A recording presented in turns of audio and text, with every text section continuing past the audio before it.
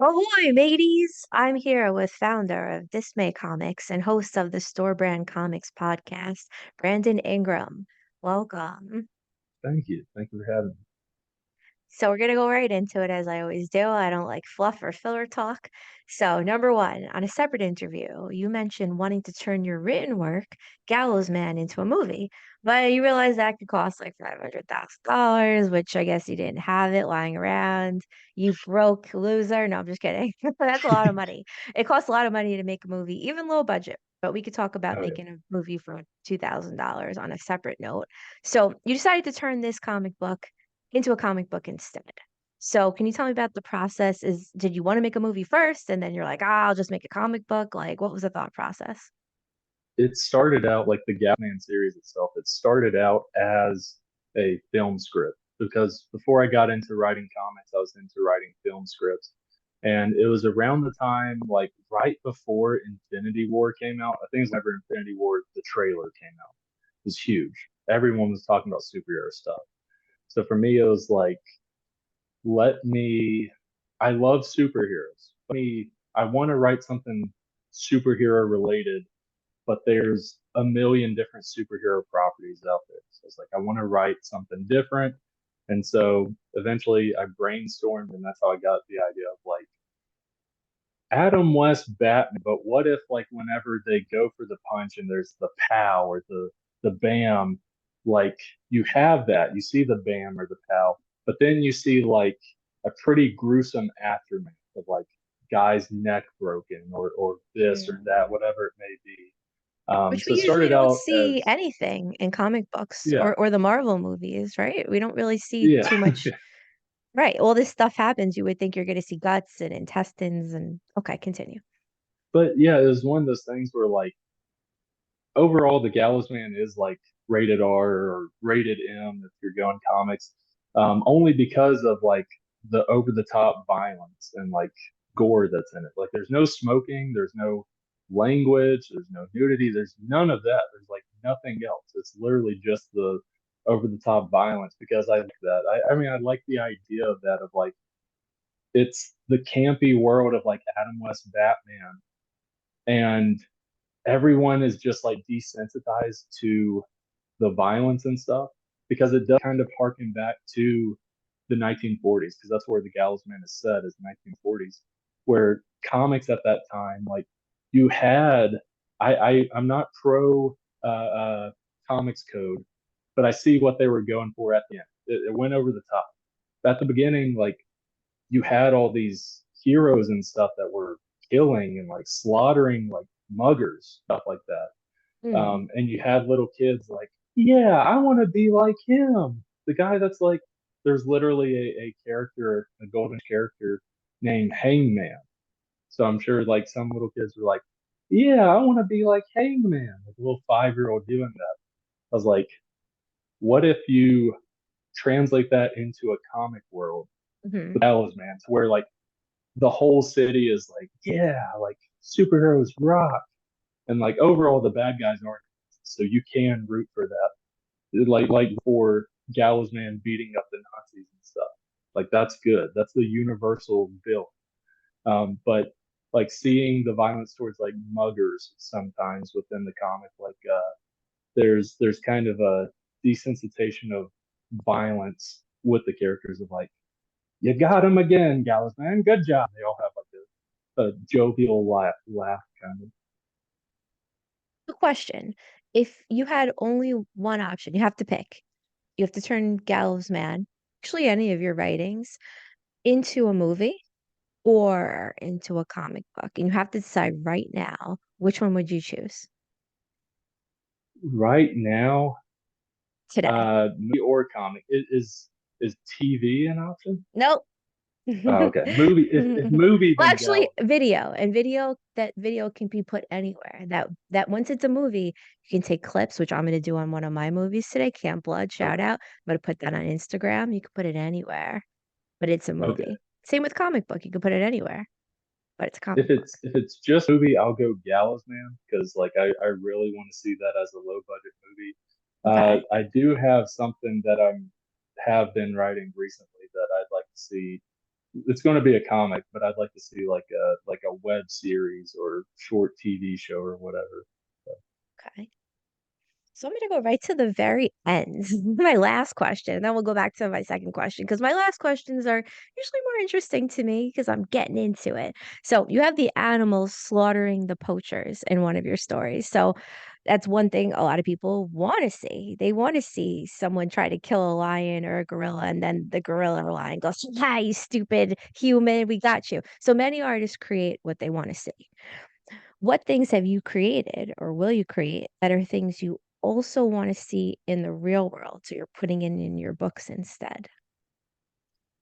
Yeah, I would say, like for example, that story, Fierce Pets, and like pets as an acronym, it's precise, ecosystemic, tactical squad, like harkening back to the Wildcats days of having acronyms for stuff.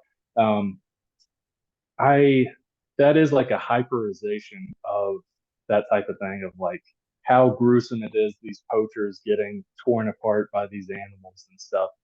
But I mean, like it's not entirely a thing in the U.S., but like Mhm, poaching is still a very big thing to where mhm, like I mean in real life I would like to see poaching stop.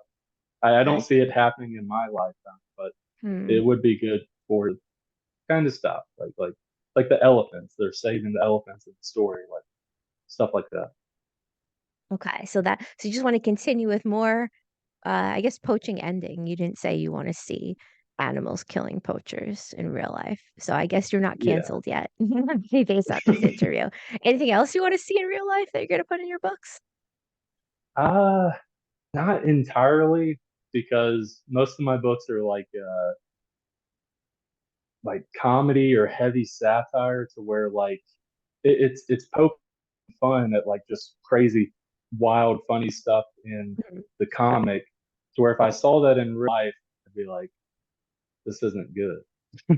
gotcha. Like it does kind of like hyper satirize some stuff in real life, but like I don't want real life to get to that point. Okay, got it, got it. Because some people are like real life jokers, and how they act on film and their work and art is actually how they wanna be, in reality. There's a no line between reality and their art, or a very, very thin line. Okay, so the mortician, I really like this. The mortician in Tales from Town City is incinerating the bodies of dead villains, and he's trying to make sense of the animal-based names. So he's hearing names like the frog, and he's like, "Well, I guess it makes sense that they call you the frog because 'cause you're dressed like a frog," and he's talking and kinda like Larry David-esque while he's about to put their bodies in the incinerator, trying to say, Yeah. "Why are you named like this? Why does this make sense?" Now, what things in life are you trying to make sense of? Um, I You're just think like, "This like doesn't make in sense." terms of Yeah. some things that don't make sense sometimes is like I I for the most part give people the benefit of the doubt, not all the time, but like I Mhm. do understand that we all make mistakes. Now, like there can be major mistakes, Mhm. but I do believe in second chances and giving people the benefit of the doubt. But sometimes I do try to make sense of like why did you do that or why why did you allow this to happen? Like with different people, I do that for myself as well. I think we're all uh, we're all our biggest critics. Like ourselves, we're our biggest critics. So I think I do Mhm. that the most to myself. But I do see people out there where it's like, why are you doing this? I try to give people benefit of the doubt. Do you think the pandemic made sense? No, it was a Mhm. wild time. Like a lot of craziness happened. I mean, like Uh-huh. not just like us, the pandemic itself, deaths that happened, people being stupid and not realizing that it could spread, but also just like some of the dumb stuff. Like yes, it makes sense that water would run out. It makes sense that some food would out or whatever, but stuff like toilet paper, that still doesn't make sense. Why that ran out, but I don't know. Okay, so your work is satire, or at least what I've seen, there's a lot of satire. But you do write about homeless people, which are real, and it's a very sad situation any way you cut it. But you could find humor in anything. I mean, I've even told rape jokes, and those are funny according to some people, and some people think you can't joke about rape ever, and I'm sure there's some people that think you can't joke about homeless people. But anyway, do you find that your mood, your mindset, point of views are different when you're writing about silly villains versus, let's say, homeless people? How does the writing about different content affect your mind, your mood, your day? Are you affected by what you create? Um, I mean, I guess to a degree, we all are as creators. Like there's some part of it that imprints on you or affects you in some way. Um, when it comes to the comedy stuff, it is like Gallows, man. I expect people to get this message from it.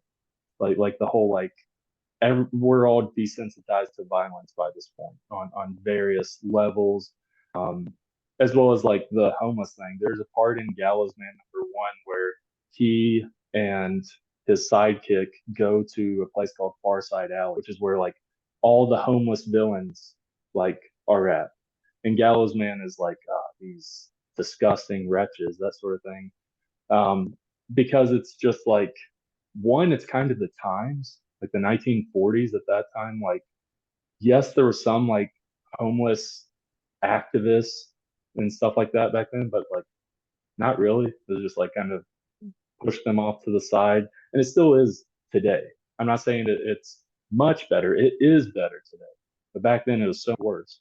So kind of like taking bits and pieces of history and real life stuff and kind of incorporating it, but through this like dark comedy superhero element. Do you find that you'll be in a different mood if you're writing about something really funny versus something kind of scary? Oh yeah, yeah, for sure. Because when I'm writing something funny, a lot of times I'm like laughing at stuff, even if it is like kind of dark and messed up. Like not saying all the stuff I write is dark or messed up. I'm not an edge lord or anything like that. Mhm. But like, yeah, I'm like laughing, and a lot of times it's laughing at the absurdity of the situation. Where with horror, like when I'm writing that, there's no like laughing at all. Like I'm trying to like convey a mood, convey like a feeling, or and a lot of times when I'm writing that, it's to like not entirely freak myself out, but go off of possible fears that I have. So I'm Mhm. not like laughing amidst the fears kind of. Anything you've seen in real life that you put in your comic books? Ah, yes. Dismay Avenue #1 is like the best representative of that, where the first third of that story is like a 40-page story. The first like 15 pages roughly is all like beat for beat, like a date on back in college. Like it takes place at a movie theater, and like creepy stuff happens at the movie Mhm. theater and stuff. But like the first 15 pages is like beat for beat, like this weird movie theater we went to, weird stuff was happening while we were at the movie theater. And then like the tension died in real life. It's like, oh, we were just like playing tricks in our head, like thinking stuff was happening. So it ended there, but the comic is like, what if it actually was this weird, creepy thing that happened? So I'd say that's the example of like taking something from real life and applying it to a story or a comic I wrote. So these things didn't really happen at the movie theater, but you were thinking that they might have happened, or they're in your head? Well, what Or it was, perhaps we you got took a psychedelic and you thought no, these no, were no, no, no. happening?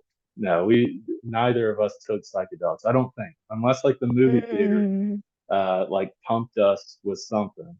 right. But no, it was like it's just a weird movie theater we'd never heard of. She wanted to see a movie that I had never really heard of. We went there, parking lot's dead. It's nighttime, so it should be alive. Parking lot's dead, no one's there. It's just one car. We get in, there's two like concessions, teenagers, and then a guy off in the corner with a hoodie over his head, like standing in the corner, like facing the corner type thing. Um, Mm.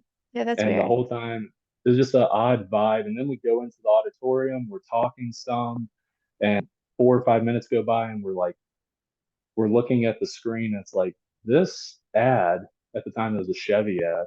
It's like this ad has been on a loop. Like there's a piano loop. It's supposed to be like a 15-second ad. It's been on a loop the past 3 or 4 minutes, and we're just now noticing. And we're just kind of joking, like, oh, what if they're like trying to brain us or whatever, like that sort of stuff. And then I leave and I go to the projectionist, tell them to reboot the projection. I come back, the screen is off because I assume they're rebooting. My date is not there.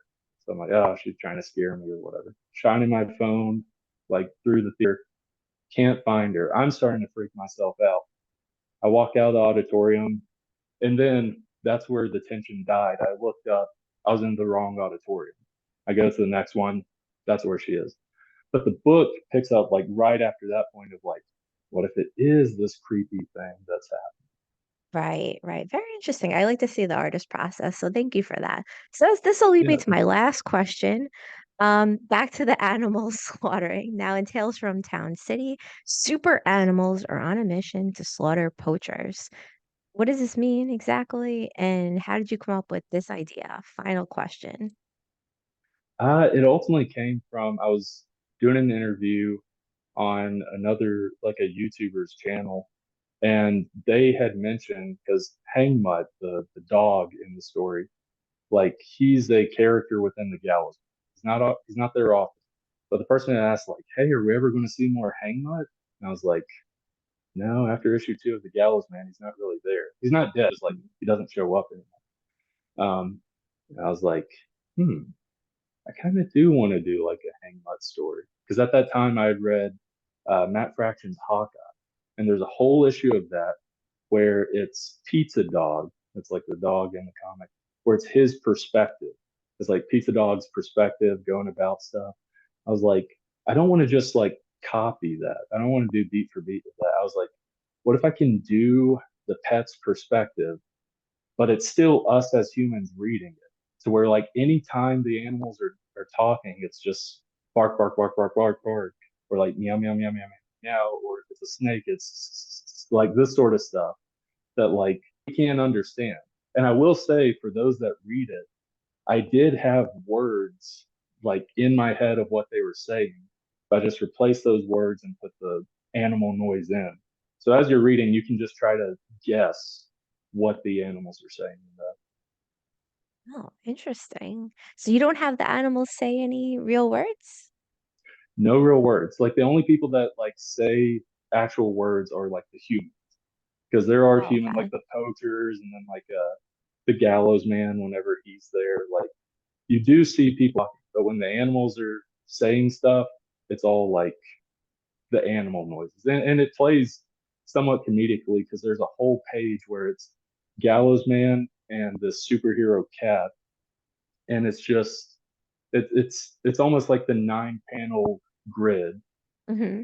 but it's like, it's them talking back and forth, but it's just like the meow, meow, meow, meow, meow. It's like bark, bark, like question marks and stuff. And you're like, what is this? Like, this So I could is write for that. ridiculous. And I could Yeah, probably yeah, do it. yeah. I think so. Just, just, Hmm. just animal noises. So on that note, please tell our listeners where to find you, social media, websites, list that all right there. Yeah, so you can find me on Facebook, Instagram, TikTok at Dismay Comics. I post fairly regularly. I've got a Kickstarter that's running from September 5th to Hmm. October 5th for Telltown City. It's a spin-off of the Gallows Man series. It follows like some of the minor characters that were introduced in the Gallows Man and kind of see their day-to-day stuff. Like there's 3 stories in issue 1. It's an anthology, so each issue is self-contained. 3 stories in issue 1. Story about 2 homeless villains trying to use their expired coupons at a convenience store. Second story is a mortician trying to make sense of dead ones' names. And the third story are these super animals slaughtering poachers. Um, Really fun. Good little variety there. But yeah, September 5th to October 5th. Um, hope people can check this out. It's a pretty wild book, but it's really fun and fun. So I'll put this Kickstarter link at the bottom of the video. And thank you so much, Brandon. And now back to more. It came from the review.